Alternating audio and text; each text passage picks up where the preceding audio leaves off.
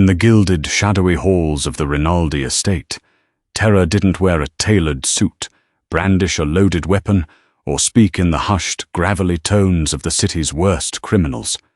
It wore a diaper and stood no taller than a coffee table.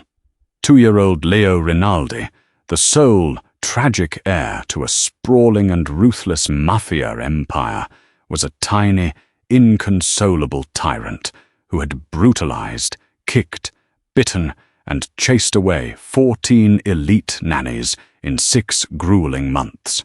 His father, the feared syndicate boss Federico Rinaldi, a man who could command armies of lethal men with a single look, was entirely powerless against his own grieving, volatile son. The estate was a gilded cage of misery, until Jasmine Moreau arrived. She wasn't an expert, nor was she a nanny. She was just a desperate, penniless maid fighting her own battle for survival. But when she knelt before the screaming heir, amidst a wreckage of broken glass, everything changed. The Chicago skyline was a jagged, unforgiving jawline against the bleeding crimson of the twilight sky, casting long, skeletal shadows across the city. But inside the penthouse office of the Rinaldi estate, the atmosphere was suffocatingly cold, insulated by bulletproof glass and layers of heavy, oppressive silence. Federico Rinaldi stood rigidly by the floor-to-ceiling window, a tumbler of amber bourbon resting loosely in his scarred, heavy hand. The ice clinked softly, the only sound in the cavernous room. He was a man carved from granite and violence, possessing a terrifying stillness that commanded the absolute, unquestioning loyalty of the city's vast underworld. His broad shoulders stretched the fabric of his bespoke charcoal suit, and his dark, piercing eyes that had seen too much blood and too little mercy, reflected the glittering, indifferent city lights below. He was the undisputed king of the Rinaldi syndicate, a man who could dismantle rival cartels, ruin lives, or orchestrate complex, lethal operations with a whispered order over a secure phone line. Yet, at 34, the most powerful man in the Midwest was currently, unequivocally, being defeated by a 30-pound toddler who refused to sleep. A high-pitched, echoing scream shattered the mahogany-scented silence of the study, a sound that cut right through Federico's imposing exterior. A crash followed, the unmistakable, heartbreaking sound of a priceless Ming vase shattering into 1,000 irrecoverable pieces against Italian marble. Federico closed his eyes, his jaw clenching so hard a muscle feathered dangerously in his cheek. He didn't flinch, but his grip on the heavy crystal glass tightened until his knuckles turned bone-white. The heavy oak doors of his office burst open, the sound echoing like a gunshot, and Maria, the head housekeeper, stood there, her face entirely drained of color, her usually immaculate uniform slightly rumpled. Behind her, a woman in a pristine, albeit now ruined, white nanny uniform was sobbing hysterically, clutching a bloody nose with a crimson-stained handkerchief. "Mr. Rinaldi," Maria stammered, her hands trembling visibly against her apron. "I am so sorry to disturb you. Nanny Genevieve she is resigning. Immediately. I tried to calm her, but—" Federico turned slowly, his movements deliberate and heavy. His gaze swept over the weeping woman, his expression entirely unreadable. Genevieve was the 14th nanny they had hired from the most elite, high society agencies in the country.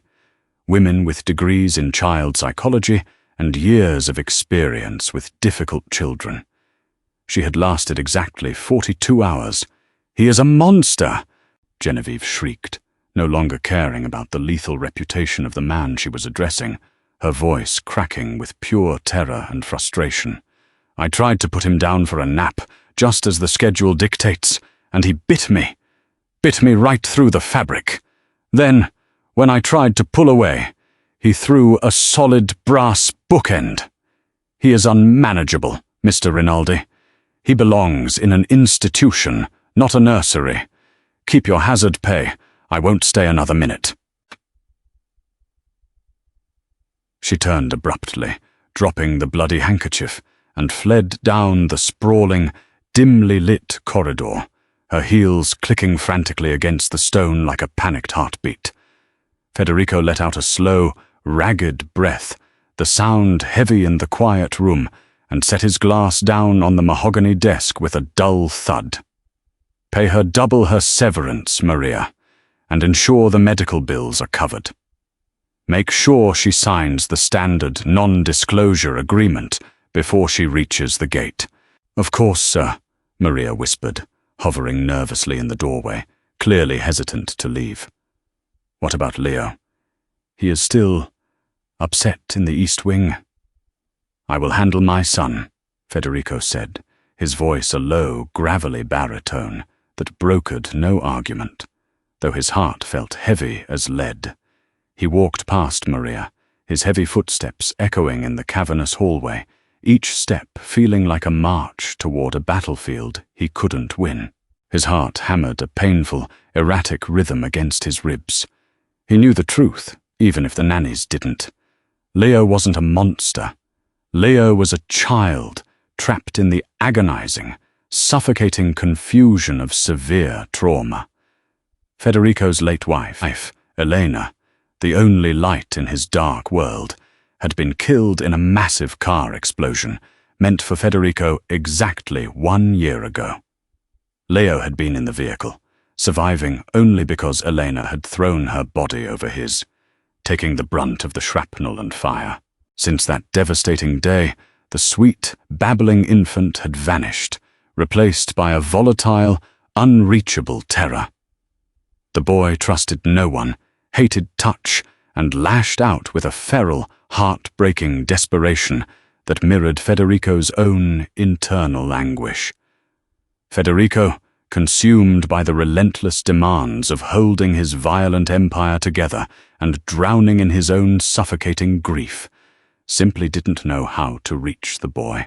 He could protect Leo from rival bullets, from assassins and kidnappers, but he couldn't protect him from the ghosts screaming in his own young mind.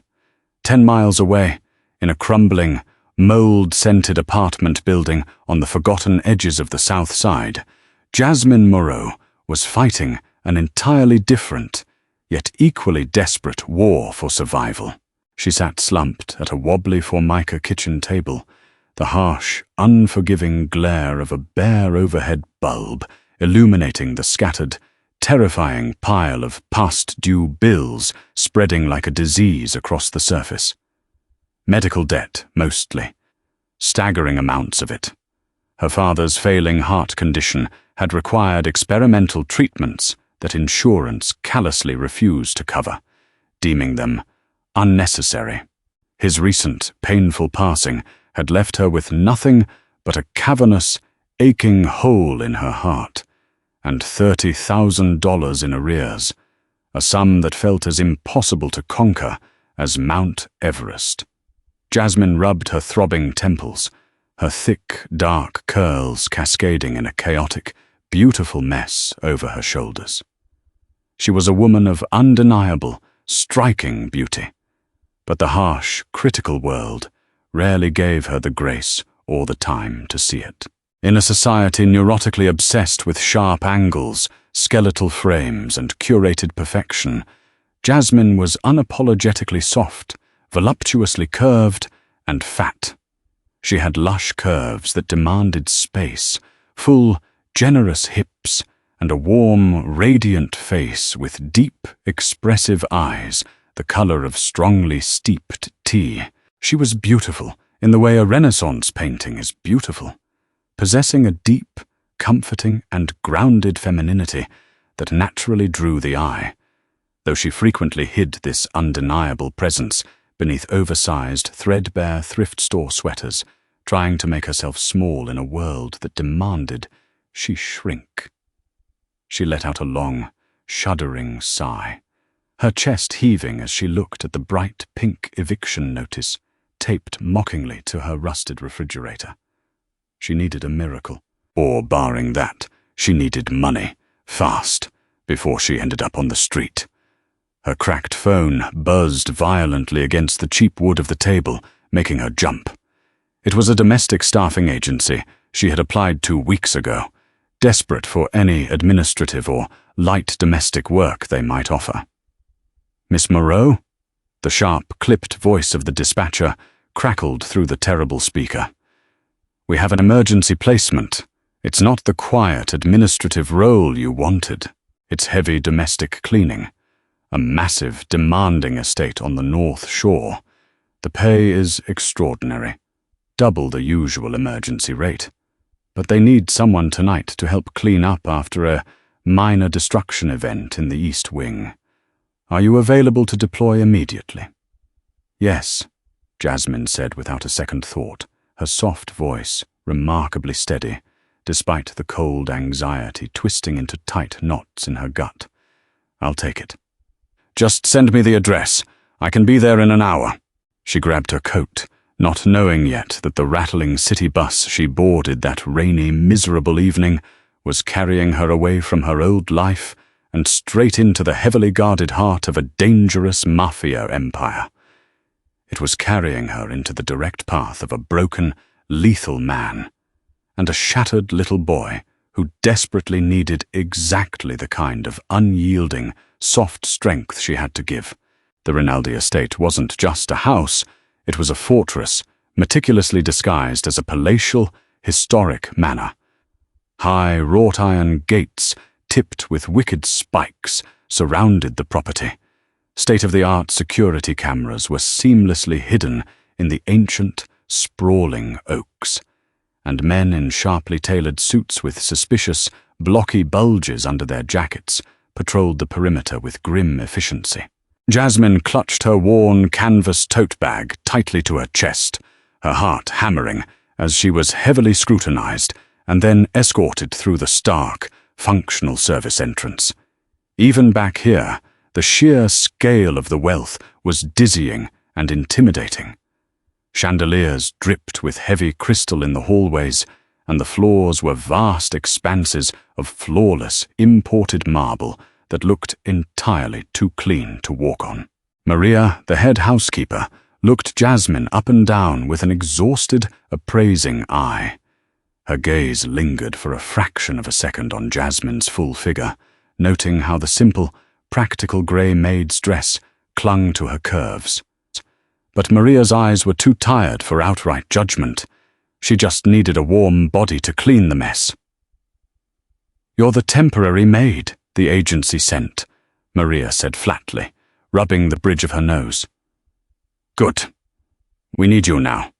The East Wing Library is a disaster zone, a total loss. Listen to me carefully. Do not touch the antique books. Sweep up the porcelain, every tiny shard. Clean the paint off the mahogany desk with the special solvent I've provided, and scrub the Persian rug until your hands bleed if you have to. And above all else, do not speak to Mr. Rinaldi if you happen to see him. In fact, if you hear him coming, try not to be seen at all. Do you understand?" "I understand perfectly," Jasmine said, offering a warm, genuine, and surprisingly calm smile that seemed to momentarily catch the stressed housekeeper off guard. "I'll get it spotless. You won't even know I was there." Armed with a heavy plastic bucket, thick rubber gloves, and a deep well of calm determination forged by years of caring for her sick father, Jasmine made her way down the labyrinthine, silent corridors. The air felt heavy here, thick with unexpressed tension. When she finally found the East Wing Library, she stopped in her tracks. It looked as though a localized, highly destructive tornado had ripped through a museum exhibit. Shattered pottery covered the floor like jagged snow. Heavy, ancient leather-bound books were torn and scattered, and vibrant, messy finger paints were smeared across a priceless antique desk and the surrounding walls. Jasmine let out a low, impressed whistle, rolled up her sleeves, revealing her soft, plump forearms, and simply got to work. She knew how to clean. It was honest labor. She spent a grueling hour on her hands and knees, scrubbing the floor with a rhythmic, soothing motion, focusing entirely on the task. She was humming a soft, soulful jazz tune to herself, a habit from her childhood, completely lost in the physical exertion of the manual labor, when a sudden sound interrupted her. It wasn't the heavy, purposeful tread of the security guards she had heard earlier. It was the rapid, uneven, and frantic patter of small, bare feet on the hardwood floor. Jasmine sat back on her heels, wiping a bead of sweat from her brow with the back of her wrist. Standing in the grand doorway of the library was a little boy. He was tiny, with a mop of dark, unruly curls and massive, deeply expressive brown eyes that were currently red-rimmed, swollen from crying, and filled with a volatile, terrifying mixture of white-hot fury and deep-seated terror. He was clutching a heavy silver paperweight in one small, white-knuckled hand, his chest heaving violently under his expensive silk pajamas. This had to be Leo Rinaldi. He had obviously escaped his room, fleeing from the backup night nurse. Jasmine didn't gasp. She didn't lunge forward with sudden, panicked movements to snatch the dangerous object from his hand, which she instinctively knew was the mistake every previous, highly trained nanny had made. Instead, she stayed perfectly still on the floor, keeping herself grounded and at his eye level, making herself as unthreatening as possible. Leo glared at her, his little face contorting into a mask of pure rage. He raised the heavy silver paperweight high above his head, preparing to launch it directly at her face with all his meager, furious strength. "That looks really heavy, sweetheart," Jasmine said. Her voice was not the high-pitched, fake-sweet, condescending tone adults usually adopted when dealing with difficult toddlers. It was rich, low, and incredibly calm, like warm, thick honey pouring smoothly over rough stone. It vibrated in the quiet room. Leo froze, the paperweight hovering dangerously in the air. He blinked rapidly, his brow furrowing. No one ever spoke to him like that when he was angry. They usually yelled, panicked, threatened, or tried to physically restrain him. This large, soft woman just sat there. "I'm Jasmine," she continued softly, not moving an inch, her hands resting relaxed on her thighs. "I'm just cleaning up the floor so no one gets cut. It's very slippery right there by your feet. If you want to throw that silver thing, you can. I won't stop you, but it might bounce off the floor and hurt your toes. And I really, really don't want your little toes to get hurt tonight." Leo stared at her, utterly captivated by this strange reaction. His frantic breathing slowed slightly, the harsh heaving of his chest easing. The fierce, feral, cornered animal look in his eyes flickered, replaced for a fraction of a second by utter, profound confusion. He took a hesitant, shuffling step forward, still gripping his makeshift weapon tightly. Jasmine remained seated, her large, soft presence immovable and unthreatening. She radiated a deep, maternal, grounding energy that seemed to absorb the frantic energy in the room. Suddenly, the heavy oak doors down the hall slammed open with a terrifying bang, and a frantic night nurse shouted shrilly, "He went this way!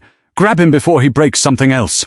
The sudden harsh noise snapped Leo violently back into his trauma response.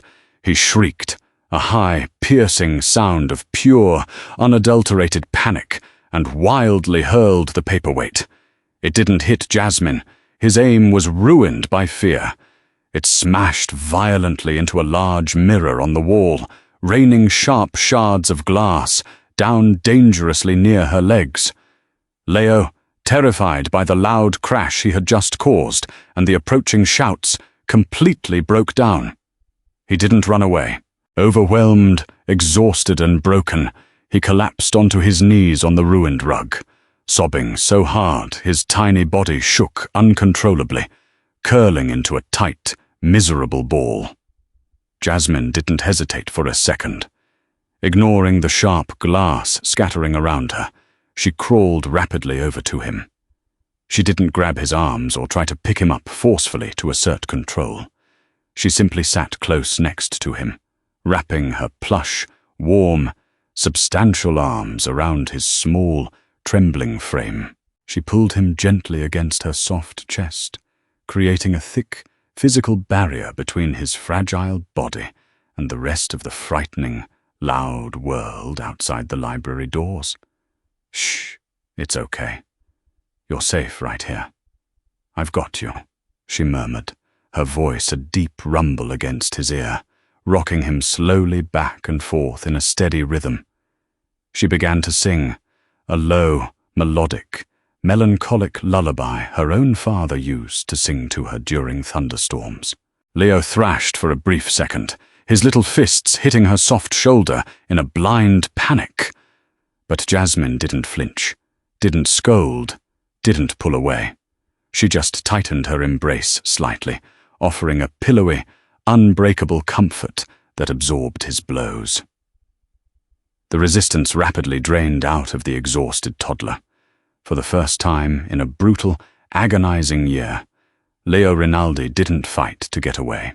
He buried his wet, tear-streaked face deep into the soft crook of Jasmine's neck, breathing in the comforting, simple scent of cheap vanilla lotion and clean soap. He let out a long, shuddering sigh that seemed to empty his lungs of all the fight, his tiny hands gripping the cheap, rough fabric of her grey dress as if it were a lifeline. Then, in a quiet, profound moment that defied every complex psychological profile the expensive, highly paid doctors had written about him, the little boy pulled his heavy head back, looked up into Jasmine's warm, dark, empathetic eyes, and gently pressed his tear-stained lips to her soft cheek in a clumsy, innocent, desperate kiss. In the doorway, completely concealed by the heavy shadows, Federico Rinaldi stood absolutely paralyzed, feeling as though he had been struck by lightning. He had come rushing down the hall at the sound of the glass breaking, his hand resting instinctively on the cold steel of the holster at his waist, ready for a threat. He had expected blood. He had expected another horrific screaming match and another resignation. Instead, he saw his unreachable, violent, broken son, completely at peace, wrapped securely and willingly in the arms of a beautiful, full-figured woman he had never seen before in his life. Federico felt something tight, heavy, and calcified in his chest suddenly crack open, releasing a flood of emotion he thought he had buried forever. He watched, utterly captivated, as the woman stroked his son's messy hair with absolute, unfeigned tenderness, entirely unafraid of the boy who terrorized everyone else. In that dimly lit, wrecked library, amidst the broken glass and ruined art that symbolized his chaotic life, Federico Rinaldi decided two things with the absolute certainty of a man who ruled an empire. He needed to know exactly who this woman was, and he was never, under any circumstances, letting her leave this house. The following morning, the atmosphere in the estate was tense. Jasmine was summoned directly to the master study.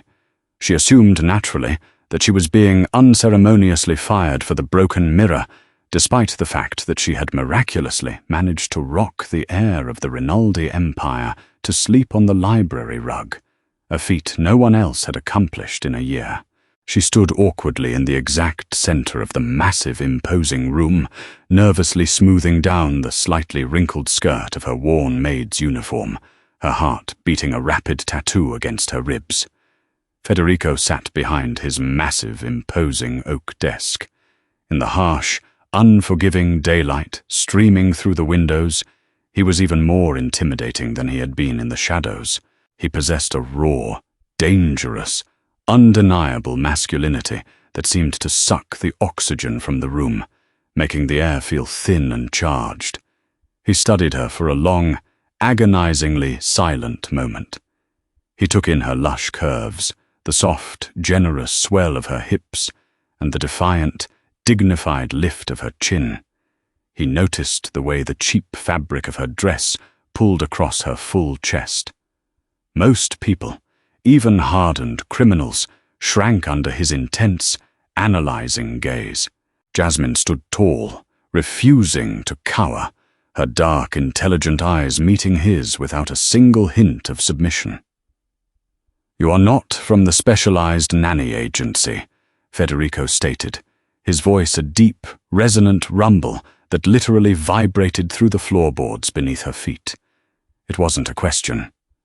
"I am a temporary maid, sir," Jasmine replied, her tone respectful but remarkably firm, hiding the tremor in her hands.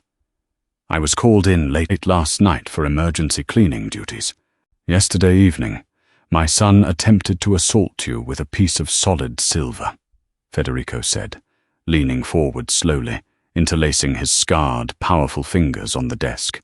"He broke a $3,000 antique mirror right next to you. And yet, you did not scream. You did not call for the armed security. You did not run away crying. You sat in the glass and sang to him." "He was terrified, Mr. Rinaldi," Jasmine said, a sudden hint of a protective maternal edge entering her soft voice, surprising even herself. "He didn't need heavily armed security guards. He didn't need to be yelled at. He just needed a hug." Federico's dark eyes narrowed dangerously. 14 highly trained professionals, women with advanced degrees in child psychology and years of specialized experience, have tried to hug him. He sent 3 of them to the emergency room. "With respect, sir, children don't read advanced degrees and they don't care about resumes. They read energy," Jasmine said, surprising herself with her boldness in the face of a known crime boss. "Your son is grieving a profound loss. He's surrounded by giant men with guns, cold marble, and anxious women who are fundamentally afraid of him. He needed someone to be solid, someone to be calm. That's all I did." Federico stood up slowly, the movement deliberate and powerful. He walked around the massive desk, his imposing, broad frame towering over her. But as he drew near, closing the distance between them, he didn't feel the usual aggressive urge to dominate or intimidate. Instead, he smelled the faint, simple scent of vanilla lotion on her skin, and it settled something restless within him. "I am firing the agency this morning," he said quietly, his voice lacking its usual harsh edge. "You are his nanny now." Jasmine blinked, her mouth falling open slightly in pure shock. "Mr. Rinaldi, I am not a nanny. I don't have the qualifications, the training, or the background checks. I'm just a maid trying to pay off my late father's crushing medical bills." "I don't care about paper qualifications," Federico countered dismissively, waving a hand. "I care about tangible results. My son kissed your cheek. He slept completely through the night for the first time in 12 agonizing months without waking up screaming. I will quadruple whatever the domestic agency is paying you.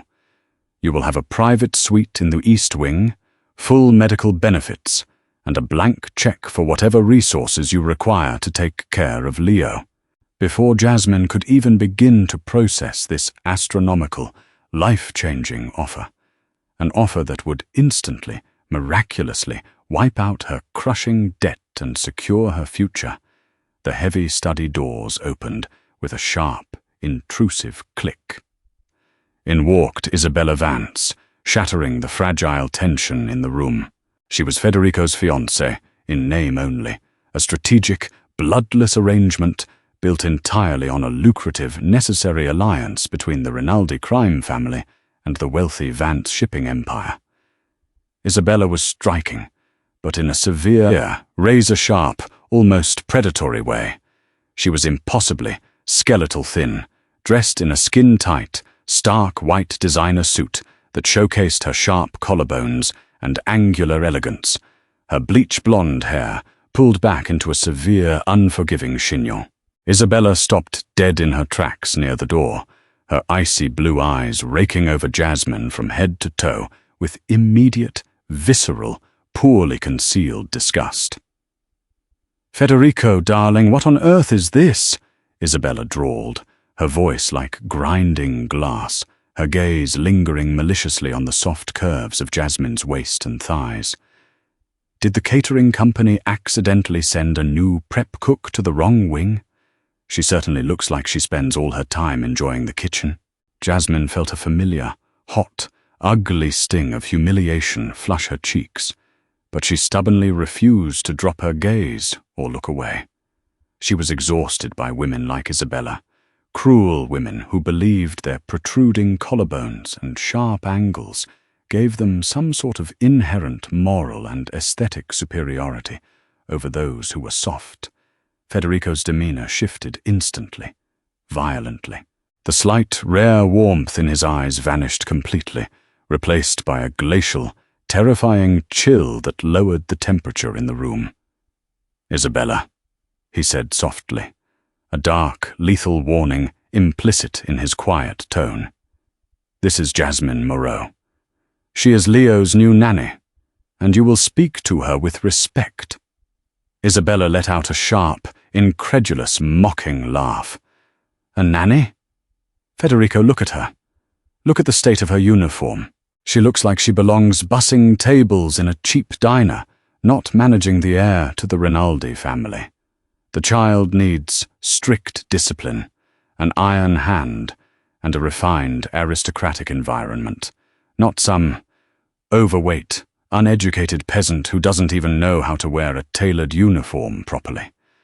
I told you yesterday, we need to send him to that specialized behavioral boarding school in Switzerland." "Watch your mouth," Federico growled, taking a sudden, aggressive step toward Isabella.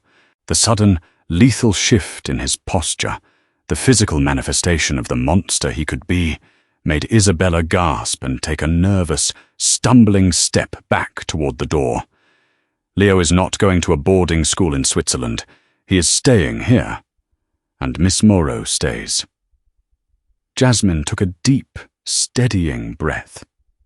She didn't need a Mafia boss, no matter how powerful, to fight her battles for her.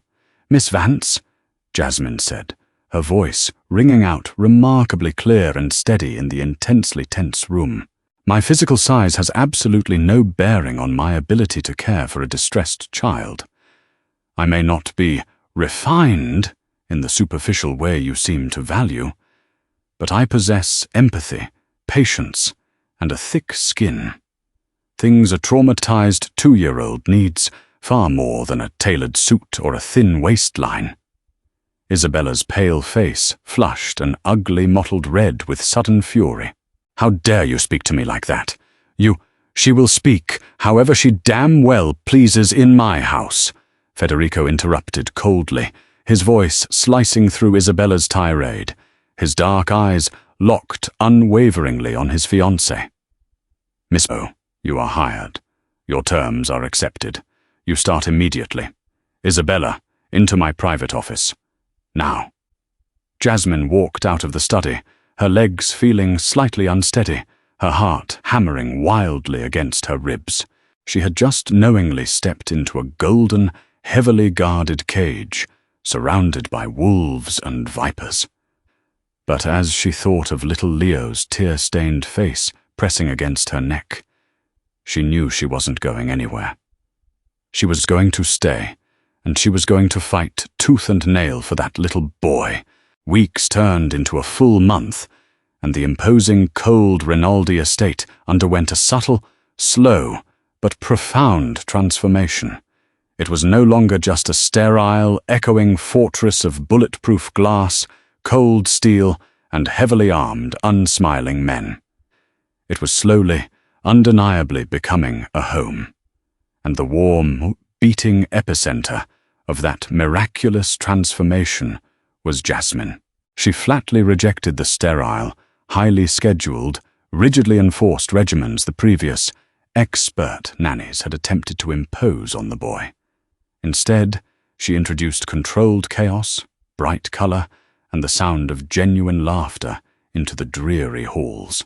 She ruthlessly pushed the priceless antique furniture to the walls in the massive playroom to build massive, sprawling pillow forts with Leo.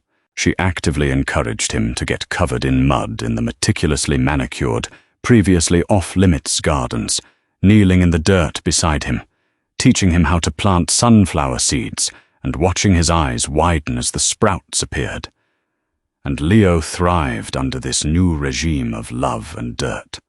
The violent, earth-shattering tantrums didn't vanish overnight. The trauma was too deep for that.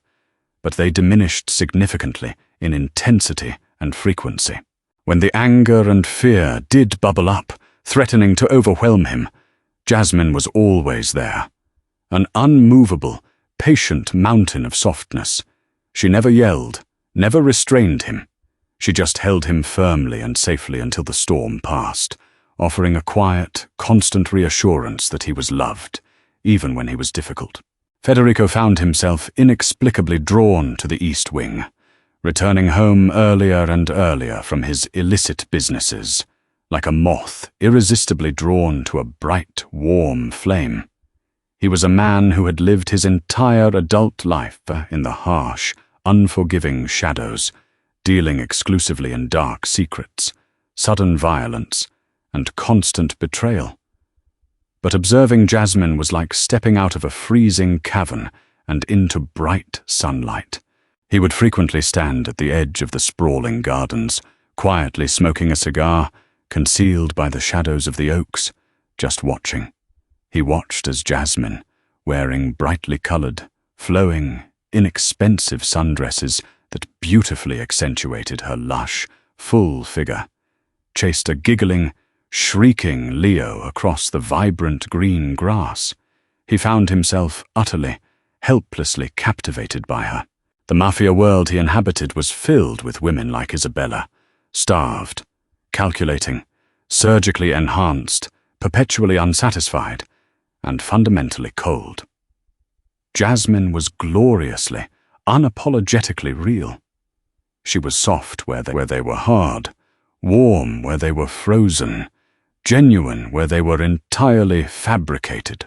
Federico began to acutely notice the delicate, graceful curve of her neck when she bent down to Leo, the rich, booming, unself-conscious sound of her genuine laughter that echoed across the lawn, and the fierce, burning, protective fire that ignited in her dark eyes whenever she looked at his son. One quiet evening, deep into the night when the estate was silent, Federico walked into the massive, industrial-grade main kitchen to get a glass of water, unable to sleep. He stopped short in the doorway.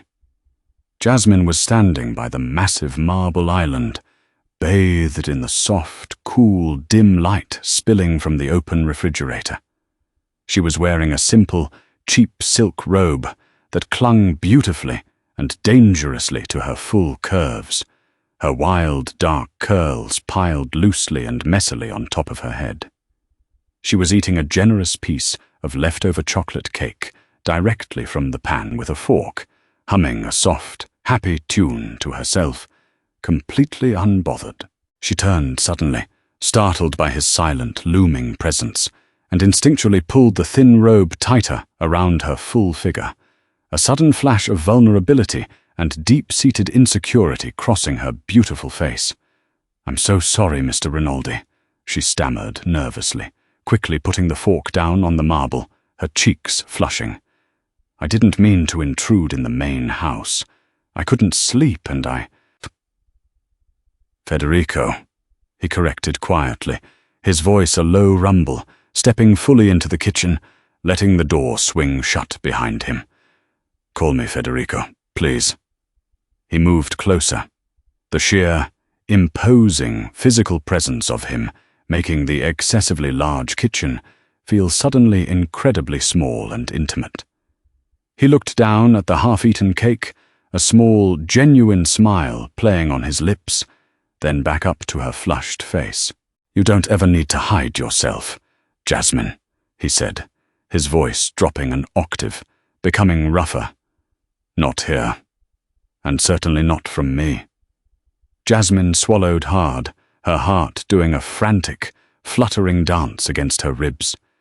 The intense, almost predatory, entirely focused look in his dark eyes was intoxicating and terrifying all at once. In my experience, men in your world, men with your kind of power, prefer a very different aesthetic, she said softly, unable to stop the lifelong insecurity from bleeding into her words, looking down at her bare feet. Federico stepped smoothly into her personal space, the scent of his expensive cologne and lingering cigar smoke wrapping around her. He reached out slowly, telegraphing his movement, his calloused, slightly scarred fingers gently brushing a stray, dark curl away from her warm cheek. His touch was shockingly, devastatingly tender for a man known to be capable of such extreme violence. The men in my world are blind fools who value superficial status over genuine substance, he murmured, his gaze dropping heavily to her full lips before slowly meeting her eyes again. You brought my son back to life when the best doctors failed. You brought actual light and laughter into a house that has been dead and mourning for a year. You are the most profoundly beautiful woman I have ever laid eyes on, Jasmine. Every single inch of you. Jasmine's breath hitched audibly in her throat. She looked deep into his dark, dangerous eyes and saw no deceit, no mockery, only a raw, burning, absolute sincerity that shook her to her core. For a fleeting, beautiful moment, the heavy, crushing burden of her past, her lingering debts, and the very real, present danger of his violent world melted entirely away. There was an electric, undeniable magnetic tension pulling them inexorably together in the quiet kitchen. But from the darkened, silent hallway just outside the door, a pair of icy, furious blue eyes watched them intently.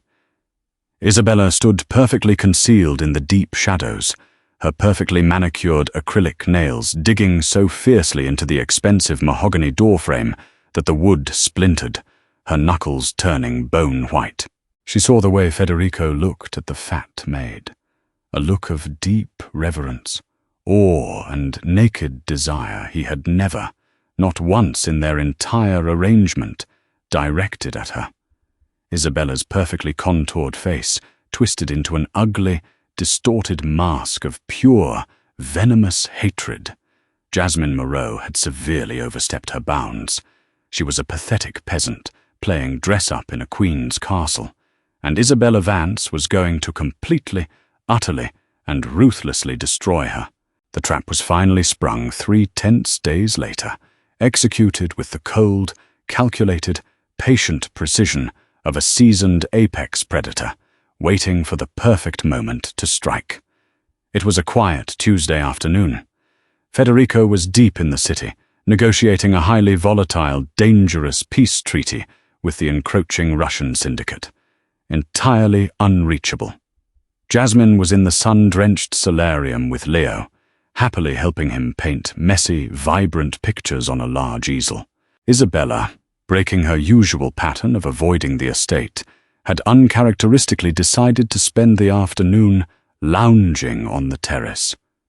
"Jasmine," Isabella called out sharply, sweeping into the solarium, disrupting the peaceful atmosphere.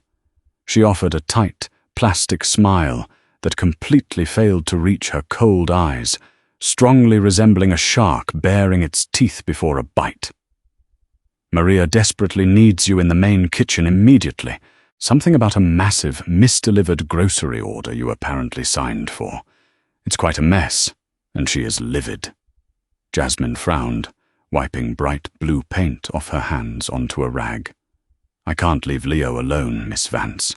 He's in the middle of painting, and it's against my rules to leave him unsupervised." "Oh, for heaven's sake, don't be so dramatic." Isabella waved her hand dismissively, rolling her eyes. "I am perfectly capable of watching my future stepson for 5 minutes, while you sort out your mistake. Go. Maria is threatening to quit." Reluctantly, her instincts screaming that something was wrong, Jasmine left the room, explicitly and firmly telling Leo to stay exactly at the table and paint. The very moment Jasmine was out of sight down the hall, Isabella moved. She didn't look at Leo. She walked swiftly and silently over to the heavy glass doors that led out to the estate's massive, deep, Olympic-sized swimming pool.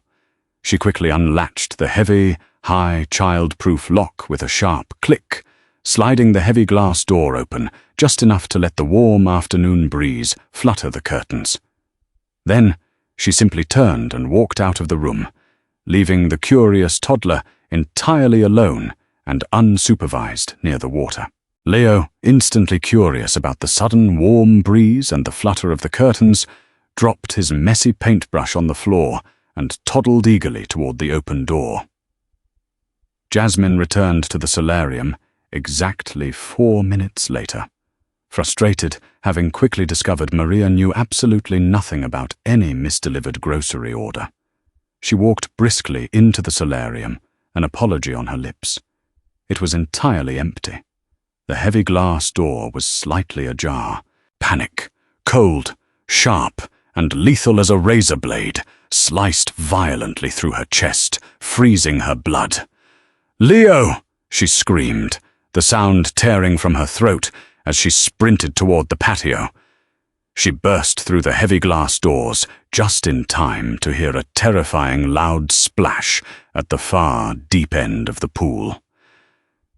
Leo had reached out for a brightly colored floating toy, bobbing near the edge, and tumbled headfirst over the side into the deep water. Jasmine didn't think. She didn't hesitate. She didn't scream for help. She threw herself into a dead, explosive sprint across the hard stone patio, her heavy, powerful body moving with shocking, explosive speed, fueled by pure, unadulterated maternal adrenaline. She dove headfirst into the water, fully clothed. The water was shockingly freezing, her heavy dress instantly soaking through and dragging her down like an anchor. But she kicked furiously, violently, her lungs burning instantly. Through the chlorine-stung water, she saw Leo sinking rapidly, his tiny, helpless arms flailing frantically in the blue depths. Jasmine grabbed his small waist, pulling his thrashing body tightly against her chest, and kicked violently off the bottom of the deep end with all her immense, powerful leg strength. They broke the surface, gasping, Leo coughing violently and sputtering water, crying out in absolute, choking terror. Jasmine swam them to the edge with powerful strokes, clumsily but effectively hauling Leo out onto the rough concrete before dragging her own exhausted, trembling, incredibly heavy body out of the water. She immediately wrapped herself completely around the coughing, freezing boy, rocking him, tears streaming freely down her face, mixing with the pool water. "I've got you, baby. I've got you." "You're okay," she sobbed, holding him tight. Suddenly, the patio was swarming with shouting security guards, and pushing violently through them, his face pale as death, was Federico, who had just returned home early from his meeting. His face was a mask of sheer, unadulterated terror as he saw his precious son soaking wet, coughing on the concrete, clutched in Jasmine's arms. "What happened?" Federico roared, his voice shaking the windows, falling hard to his knees next to them, his large hands checking Leo over frantically for injuries. Before Jasmine could even catch her breath to speak, Isabella rushed forward from the terrace, burying her face dramatically in her hands, putting on a masterful, Oscar-worthy performance of hysterical, sobbing grief. "Federico, it was awful. I came out to check on them, to see if they needed a snack, and she was just standing there on her phone." She had left the heavy door wide open and wasn't paying any attention to him at all. "He just fell right in." Jasmine's head snapped up, pool water dripping heavily from her dark hair. absolute shock vibrating through her system. What? No. That's a disgusting lie. You specifically told me to go to the kitchen. You must have unlatched the door when I left. Why on earth would I do such a horrific thing? Isabella cried loudly, desperately clutching Federico's arm, her eyes wide with feigned innocence. She's a negligent, stupid, lazy girl, Federico.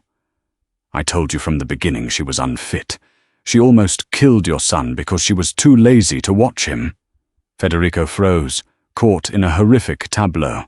He looked at Isabella's tear-stained face, the woman who was meant to be his partner in his dark world, then down at Jasmine, who was shivering violently on the concrete, clutching Leo protectively to her chest. The formidable Mafia boss was suddenly caught in a torturous bind between his fiancée, a woman of his own elite, treacherous, lying world, and the woman who had single-handedly brought light back into his home. The deep, unhealed trauma of losing his wife in a sudden instant flooded violently back into his mind, totally clouding his usually sharp judgment. Fear, blinding, paralyzing, and irrational, gripped his heart. "Jasmine," Federico said, his voice terrifyingly cold, utterly devoid of the warmth and intimacy they had shared in the kitchen just nights ago. "Did you leave my son alone?" Jasmine looked up into his dark, stormy eyes, and it broke her. She saw the doubt lingering there. That tiny, awful sliver of hesitation broke her heart more thoroughly and completely than Isabella's vicious lie ever could. She possessed something Isabella, with all her money and status, would never understand. A profound, unbreakable, quiet dignity. She wasn't going to lower herself to beg a powerful man to believe her over a woman he was legally bound to. Jasmine slowly, painfully stood up, her soaking wet clothes clinging heavily to her full frame. She stood tall, radiating a majestic, quiet, heartbreaking strength despite the shivering. "I saved his life, Mr. Rinaldi," she said, her voice remarkably steady and chillingly formal, though her heart was shattering. "I love him, and I would never, ever let harm come to this boy. But if you believe, even for a single second, that I would abandon a toddler near deep water, then I cannot, in good conscience, stay in this house. I don't need your money badly enough to stay here and be called a liar and a child killer." She turned on her heel, a puddle of pool water pooling in her wake on the expensive stone, and walked toward the house with her head held high to pack her meager belongings.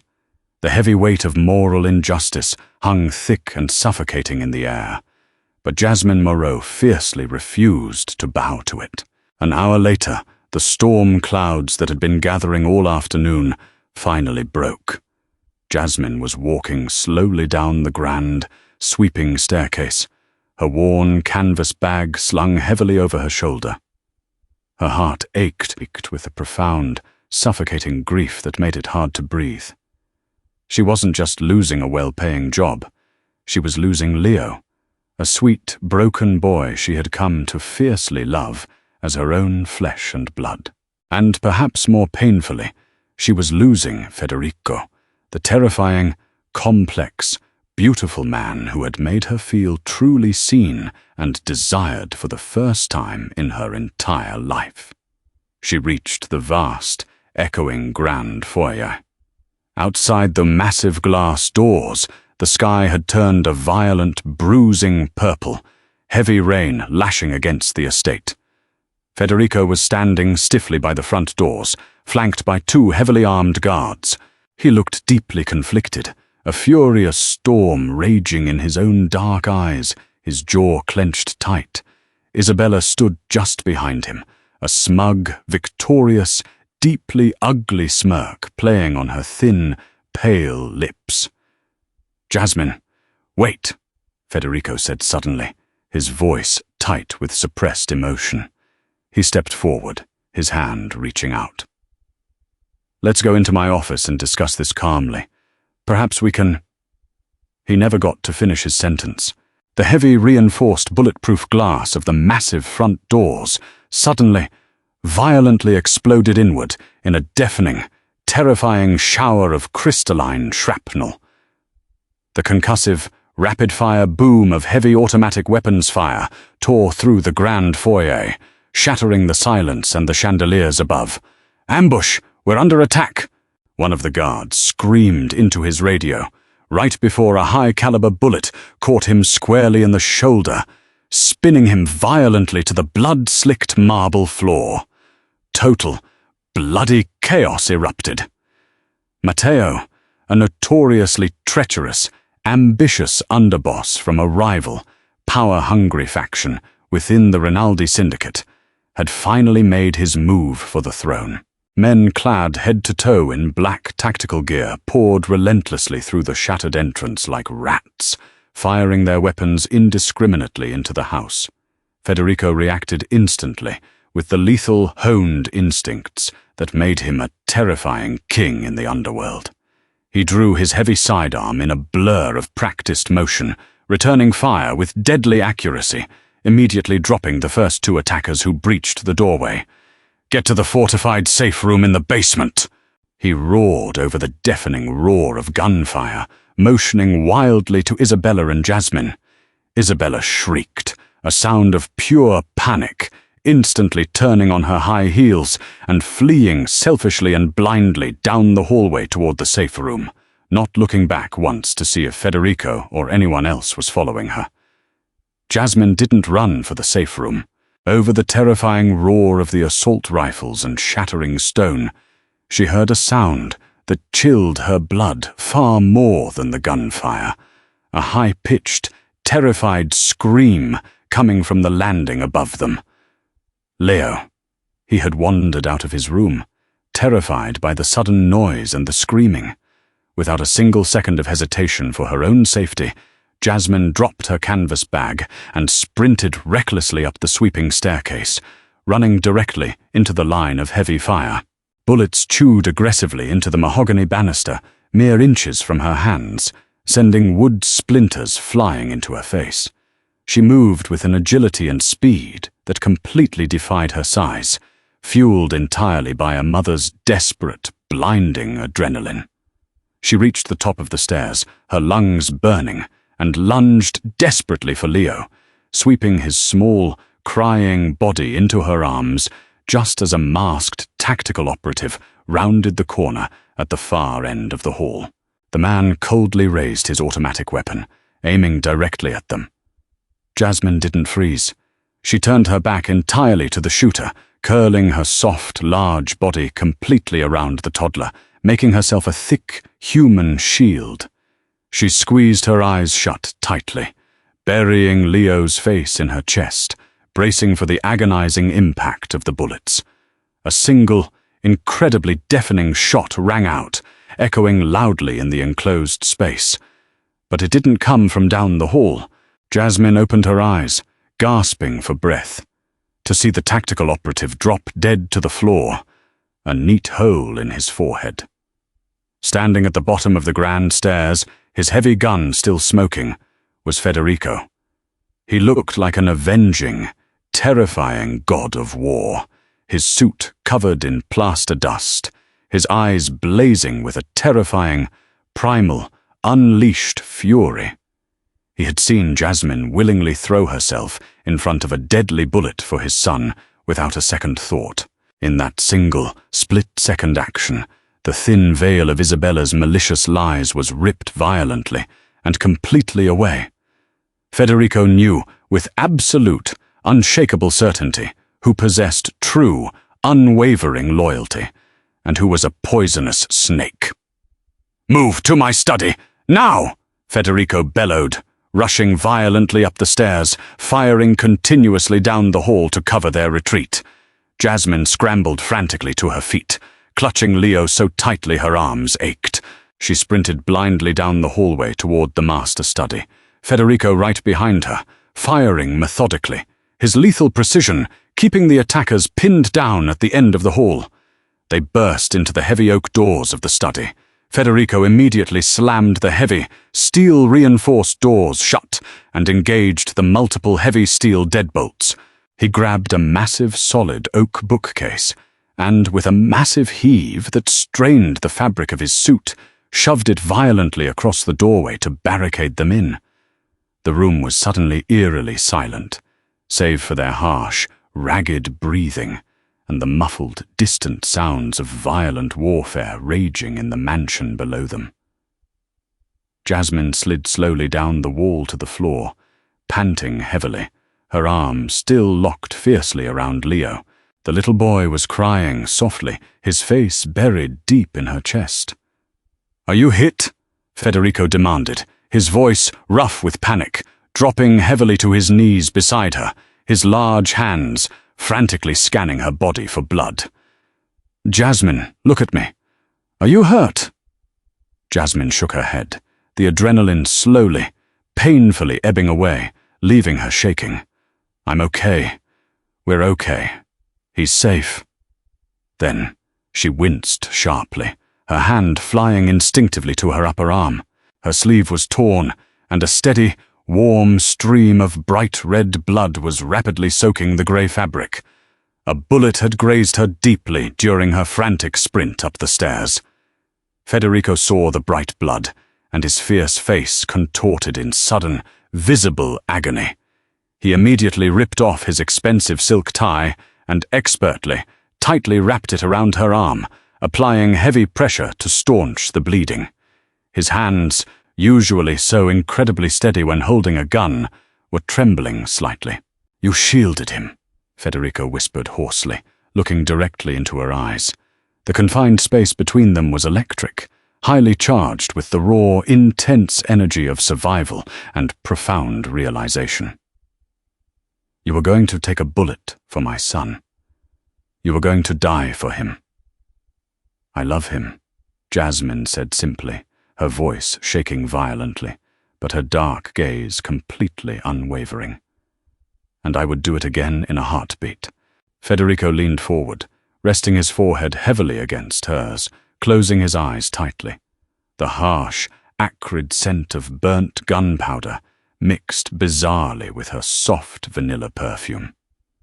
"I was a blind fool," he breathed, the words a painful confession. "I let that woman poison my mind with her lies. I am so deeply sorry, Jasmine. I swear to you on my life, I will make this right." Outside the heavy doors, the heavy gunfire abruptly, jarringly ceased. The wail of police sirens echoed loudly in the distance. Federico's loyal men, responding to the panic alarm, had finally secured the estate. The brief, bloody battle was over, but the true reckoning was just beginning. The messy aftermath of the violent assault was a chaotic whirlwind of flashing police lights, rushing paramedics, and silent, efficient Mafia cleanup crews working in an eerie, practiced synchronicity to remove the bodies before the authorities arrived. Jasmine was treated in the brightly lit back of an ambulance, the deep, painful graze on her arm cleaned, stitched, and heavily bandaged. Federico absolutely refused to leave her side for a single second, standing menacingly over her like a dark, highly protective monolith, his presence utterly terrifying the poor young EMT who was nervously trying to administer a tetanus shot. Once Jasmine was medically cleared, Federico didn't let her go back to her ruined room in the East Wing. He ushered her and a sleeping Leo into a heavily armored SUV and brought them directly to his private, highly secured, luxury penthouse hidden deep in the center of the city. The next 48 hours were a terrifying masterclass in Federico Rinaldi's particular brand of ruthless, unstoppable efficiency. He locked himself entirely in his state-of-the-art command center within the penthouse, aggressively utilizing his vast, complex network of paid informants, skilled hackers, and brutal enforcers to dissect the attack piece by piece. He didn't just find out how Matteo's men physically breached the estate's formidable perimeter. He uncovered the deep, festering rot hidden within his own trusted inner circle. Late on the second night, long after the city had gone quiet, Federico finally emerged from his office. He looked completely exhausted, the heavy shadow of a dark beard on his sharp jawline, his usually crisp white shirt unbuttoned at the collar and rumpled.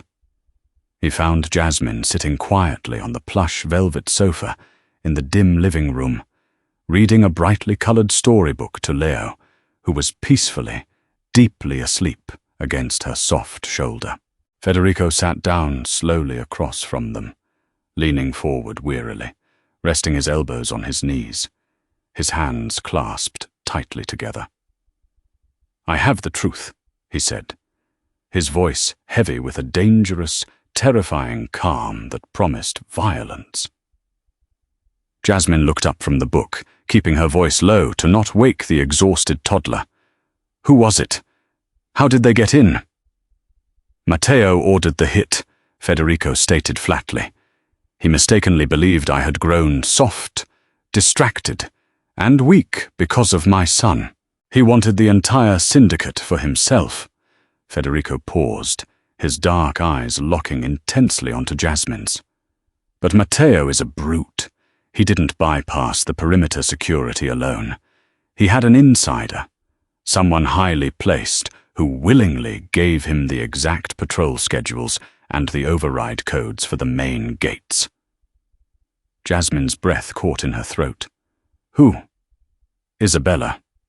The name hung heavily in the quiet air, toxic and vile. Federico stood up abruptly, pacing the length of the room with the restless, dangerous energy of a predator confined to a cage. "I had my hackers rip apart her finances. I found her hidden offshore accounts in the Caymans. Matteo paid her $5 million last week. Her plan was brutally simple. Matteo takes me out in the ambush, and Isabella, as my fiancée, takes full legal custody of Leo, securing her ironclad position as the proxy head of the Rinaldi empire until she could quietly send the boy away to an institution and liquidate all the assets for herself." He stopped his pacing, turning slowly back to Jasmine, deep shame flashing clearly in his dark eyes. "The pool incident.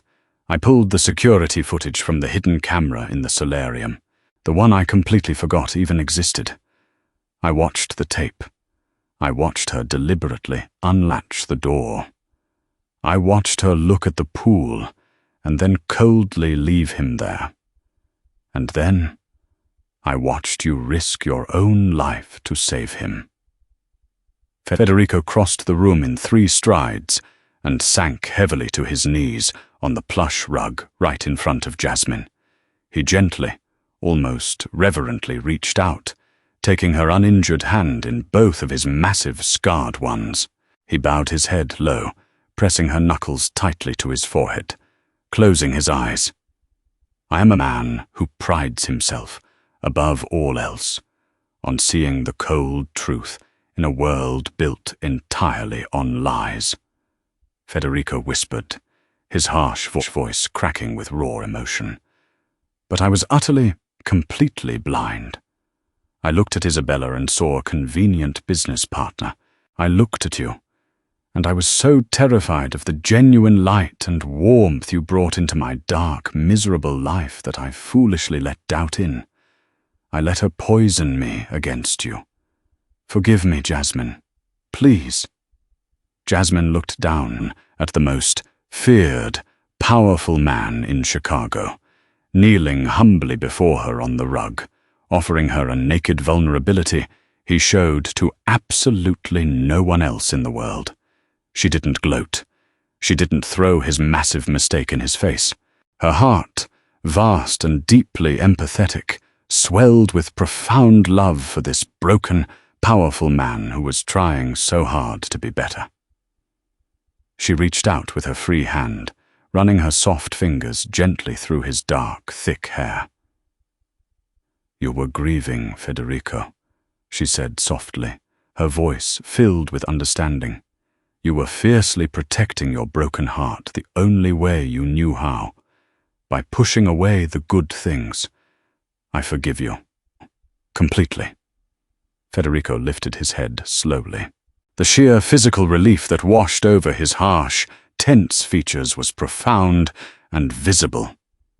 He looked at her, truly looked at her beautiful, full face, the soft, generous curves of her body that had shielded his son from bullets, the radiant, unyielding, fierce spirit within her that refused to break. "Tomorrow," Federico said, his voice hardening back into the commanding tone of a Mafia king. But this time, the steel in his voice was forged specifically to protect, not to destroy. "Tomorrow, I clean house. And when the trash is taken out, I am leaving this life behind permanently. For him and for you." The brutal purge of the Rinaldi syndicate was sudden, flawlessly surgical, and absolute. Federico didn't rely on the chaotic, bloody street violence that characterized the old Mafia wars. He utilized his incredibly sharp mind and his vast, legitimate resources to destroy his enemies completely. Before the sun even rose over Lake Michigan, Matteo was violently extracted from his heavily guarded safe house by Federico's most elite, loyal operatives. He was not killed. Federico was done adding bodies to his dark ledger. Instead, a terrified Matteo found himself tightly bound and gagged on a private airstrip, loaded unceremoniously onto a plane headed for a deep black site, controlled by a foreign intelligence agency Federico had immense leverage over. Matteo would spend the rest of his miserable life rotting in a windowless cell, entirely erased from the world, a ghost. Isabella's downfall was much more public, a poetic, devastating destruction of the pristine reputation and high societal standing she valued above all else. Federico immediately froze all her known assets, seized her vast properties through incredibly complex legal loopholes, and anonymously dumped a massive mountain of incontrovertible evidence of her financial crimes, including her conspiracy with Matteo and her wire fraud, directly onto the desks of the FBI and the IRS. When Isabella frantically tried to flee the country that very morning, she was dramatically arrested right on the tarmac of O'Hare International Airport.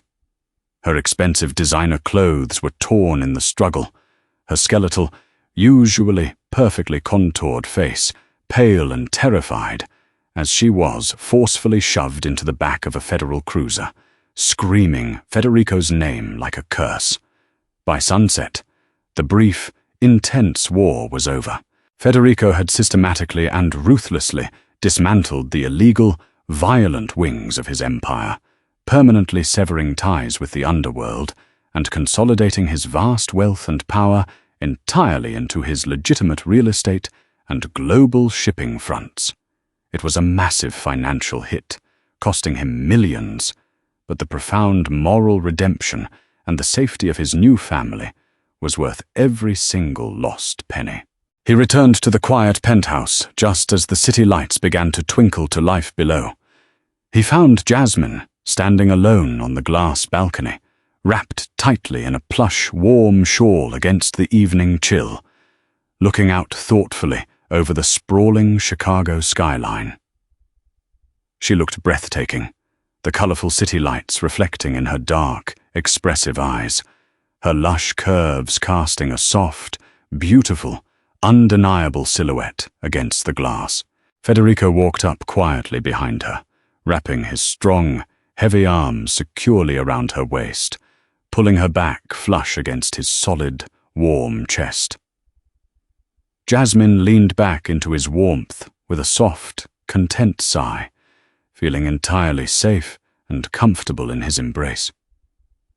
"It's done," Federico murmured softly into her hair, his warm breath ghosting over her ear. "The violent syndicate is completely dismantled. The threats are gone. I am just a legitimate businessman now. No more guns. No more blood." Jasmine turned around in his arms, resting her hands lightly on his chest, feeling the steady, powerful rhythm of his heartbeat beneath his shirt. "You gave up your entire empire?" she asked, genuine awe lacing her tone. "My empire was built entirely on blood, fear, and misery," Federico said, his intense, dark gaze locked onto hers. "It cost me my wife. It almost cost me my son. And it almost cost me you. I absolutely refuse to lose anything else that I love." He gently reached up, cupping her warm face in his large hands. His thumbs gently stroked her soft cheeks, his touch incredibly reverent. "I have lived my entire, miserable life in the freezing cold, Jasmine. I foolishly thought brutal power was the only way to survive in this world. But then you walked bravely into my house. You were fearless. You were endlessly kind. You didn't care at all about my bloody money or my terrifying title. You saw a broken little boy and a broken, angry man, and you decided to fix us with love." Tears welled up quickly in Jasmine's eyes, her vision blurring. "Federico, let me finish," he said softly, a tender, genuine smile touching his lips. "You are the strongest, bravest, most breathtakingly beautiful woman I have ever known. Your heart is an ocean, Jasmine, and I want to drown in it. I love you. Not as a nanny, not as a temporary maid, as the only woman I want to spend the rest of my life worshipping and protecting." Jasmine let out a choked, happy sob, a single tear spilling over her dark lashes and tracking down her cheek. For so long, she had been harshly told she was too much, too big, too loud, too soft for the world. Yet here stood a powerful man who fiercely wanted all of her, who saw her softness not as a weakness, but as his ultimate, necessary sanctuary. "I love you too," she whispered softly, rising slowly onto her tiptoes. Federico captured her lips in a kiss that was a fierce promise, a deep apology, and a sacred vow all at once. It was passionate, deep, and fiercely possessive, yet filled with a profound, aching tenderness. He pulled her lush, full body flush against his, holding her tightly as if she were the most precious, fragile thing in the entire world, while fundamentally knowing she was more than strong enough to hold up his entire sky. 2 bright, peaceful years later, the Rinaldi estate no longer felt like a dark, oppressive fortress. The high, wrought-iron gates remained for privacy, but the grim, armed guards in the trees had been completely replaced by sprawling, vibrant gardens of blue hydrangeas and massive, blooming red roses.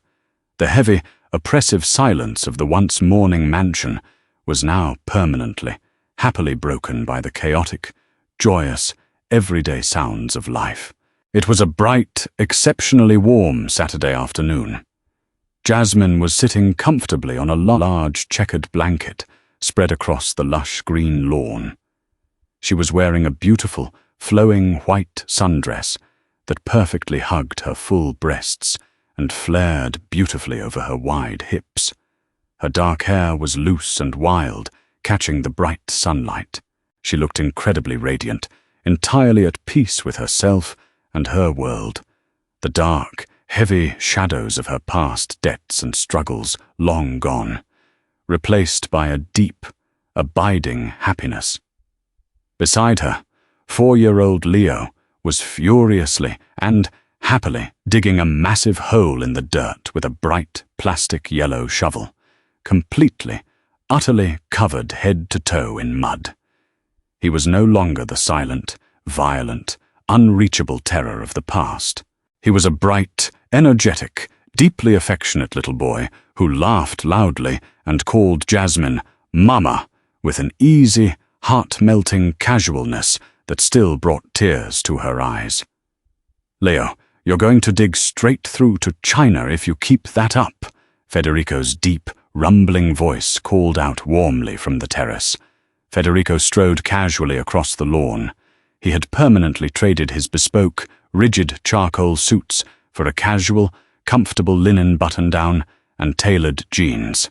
The terrifying, lethal stillness of the former Mafia boss had completely melted away into the relaxed, easy confidence of a deeply content, happy family man. He dropped heavily onto the blanket next to Jasmine, groaning dramatically as he stretched his long legs out in the sun. He leaned over, pressing a lingering, deeply passionate kiss to Jasmine's lips. "You taste like fresh lemonade," he murmured, smiling against her mouth. "And you taste like expensive cigars," Jasmine teased gently, swatting his firm chest playfully.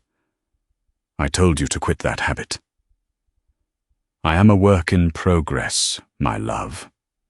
Federico chuckled a deep, rich sound, resting his large, warm hand comfortably and possessively on her soft, curved thigh.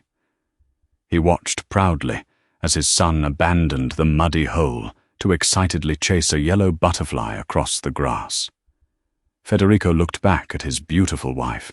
They had married in a quiet, incredibly private ceremony on a cliff in Italy a year ago. It was just the two of them, a beaming Leo holding the rings and the whispering sea. Federico had kept his promise completely. The formidable Rinaldi name was now exclusively synonymous with legitimate, high-end real estate development and massive, well-funded charitable foundations, largely spearheaded by Jasmine herself, focusing intently on paying off crippling medical debts for struggling families just like hers had been. The harsh moral injustice of the outside world still existed, of course, but inside these heavy gates, they had built an impenetrable sanctuary of truth, dignity, and overwhelming, unconditional love. "What are you thinking about so hard?" Jasmine asked softly, noticing the intense, incredibly loving gaze he had fixed unblinkingly upon her face. Federico gently reached out, tracing the soft line of her jaw with his thumb, his dark eyes reflecting the brilliant blue sky and the absolute, unwavering devotion in his soul. "I was just thinking," he said, his voice thick with deep emotion, "that I am the absolute luckiest man on this earth. A king is nothing without a strong queen. And you, my beautiful, brilliant, fiercely brave Jasmine, are the greatest queen this family could have ever asked for." Jasmine smiled, a brilliant, blinding expression of pure, unadulterated joy that lit up her entire face. She leaned her head happily on his broad shoulder, wrapping her arms securely around his waist, as a giggling Leo came running back, throwing his muddy self enthusiastically onto both of them, resulting in a happy tangle of laughter and joyful chaos under the warm afternoon sun. The former Mafia boss had finally, truly found his peace, not in violent power or cold money, but in the soft, unshakable, redeeming love of the woman who had saved his soul. Thank you so much for reading this intense, emotional story of love, brutal betrayal, and profound redemption. If Jasmine's incredible resilience and Federico's ultimate, powerful transformation touched your heart today, please hit that like button right now. It really helps the channel grow and tells me what kind of stories you love. Don't forget to share this video with fellow drama lovers who enjoy a fierce, beautifully strong female lead and a protective, reformed bad boy who learns to love. What was your favorite dramatic twist? Did Isabella finally get exactly what she deserved in the end? Let me know your thoughts in the comments below. I love reading them. And if you want more thrilling, emotional drama stories delivered straight to your feed every single week, make sure to subscribe and ring that notification bell so you never miss an update. We have a lot more exciting, heart-pounding stories coming your way very soon. See you in the next one.